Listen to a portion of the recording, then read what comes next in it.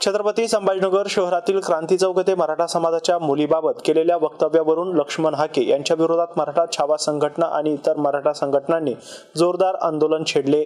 आंदोलनकर्त्यांनी लक्ष्मण हाके यांच्या छायाचित्राला चप्पल बोटाने मारहाण केली, तसेच फोटो पायाखाली तोडून संताप व्यक्त केलाय। काय बोलावे हाकेबद्दल? महाराष्ट्र संस्कृती काय?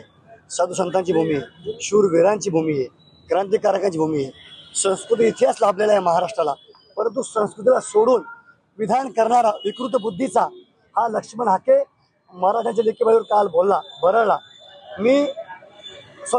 आज छत्रपती संभाजीनगर सकल मराठा समाज बांधून वतीने महिला भगिनी असतील, तरुण मंडळी असतील, सर्वांच्या वतीने आज इथं लक्ष्मण हाकेच्या विरोधात निदर्शने करण्यात आली।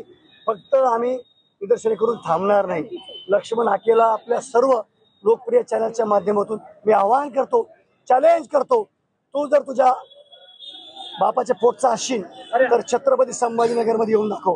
तुझं तोंड काळं केल्याशिवाय आम्ही शांत बसणार नाही। तुझं तोंड काळं करतो, तुझं तोंड हाणणार आम्ही। याच्यानंतर परत मराठ्याच्या लेकीवर कोणी बोलू नये।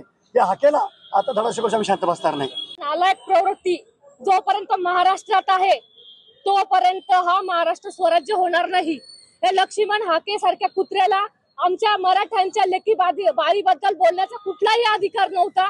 हा लक्ष्मण हाके संभाजीनगर जिल्ह्यात कुठेही जर त्याची सभा असली तर सगळ्यात पहिले सुवर्ण मोहिते पाटील हिची चप्पल त्याला असणार आहे। लक्ष्मण हाकेला हाके तुझ्यासारख्या नालायकांनी आमच्या लेकी बाळींचं नाव घेण्याचा अधिकार नव्हता।